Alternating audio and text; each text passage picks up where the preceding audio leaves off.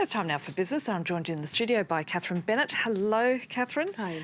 And you're studying in the US where tensions are set to rise even further between the Biden administration and Beijing. Absolutely. Reuters is now reporting that the White House is set to add more Chinese companies to its economic blacklist over human rights abuses in Xinjiang. The move could happen as early as today, according to Reuters. The Commerce Department plans to add 14 Chinese companies to what's called the Entity List. Now, that doesn't ban them from the US market, but it does make it harder for them to do business in the country.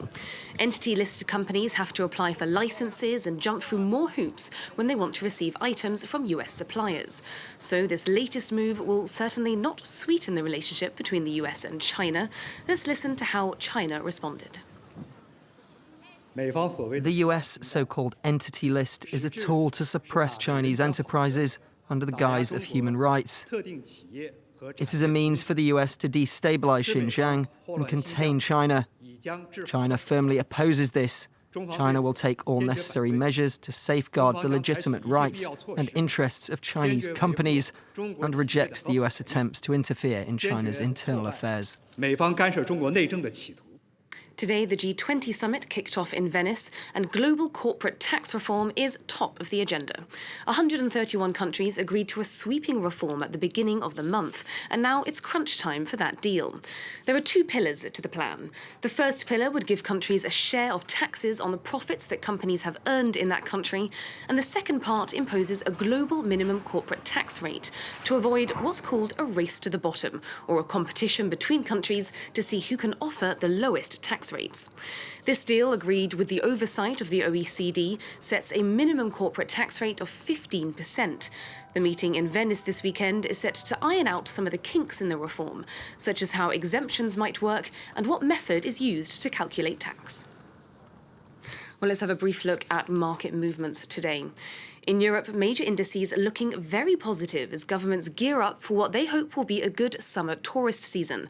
The FTSE has bounced up 0.75%, and the DAX is also seeing a boost, while the CAC 40 has steamed past these other indices, up over 1.5%. Well, moving to the UK, where the cost of Brexit is causing a bit of a hangover for Boris Johnson's government. The EU has said that Britain will have to pay €47.5 billion as part of its post-Brexit settlement. Now, that's quite a bit higher than the sum that the UK previously publicised, which was around €40 billion. The number was published for the first time in the EU's annual accounts for 2020, and it's a bit embarrassing for the UK Treasury, who has obviously been trying to downplay the financial repercussions of Brexit. The Treasury has insisted that now this new sum is just an accounting estimate and doesn't reflect what they'll actually end up paying. The UK government's announcements on travel yesterday caused a surge in bookings for holidays and flights.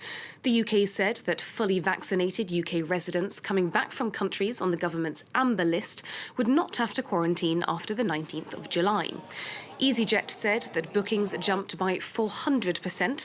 British Airways said that it had a 96% increase in website views, and tourism companies were finally seeing passenger numbers get back to a semblance of normal.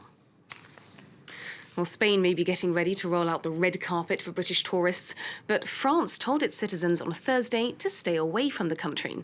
Spain had been banking on the tourism sector to power its post-pandemic recovery, and many in the tourism industry fear this latest development could be the final blow for their businesses. Camille Nedelec reports. The sun and the beach are ready and waiting for tourists that may now never come. France warned its citizens against Spanish holidays on Thursday, and Catalonia moved to ban nightlife from this weekend amid rising COVID infection rates. Y creo que la clave es no bajar la guardia, ser prudentes, ser conscientes de cuáles son las recetas para volver a reducir la curva de contagio.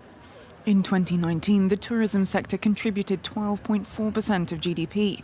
But the flow of tourists into the country dried up when the pandemic hit, and the Spanish economy contracted by over 10%. The OECD expects the economy to pick up again this year, but Madrid was counting on tourism to drive that recovery. Hotel occupancy in May stood at almost 30%, but pre-pandemic that would have been more at around 60%, according to government figures.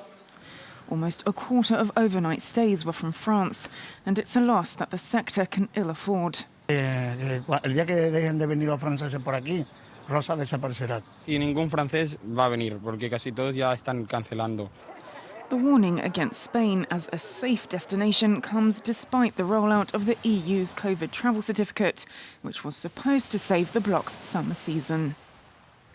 Well, today there's good news for nightclubs in France. They're finally allowed to reopen after 15 months of being closed. But the sector still faces a lot of restrictions. They're only allowed to open with 75% capacity, and people have to take a COVID-19 test before they go, which could put people off.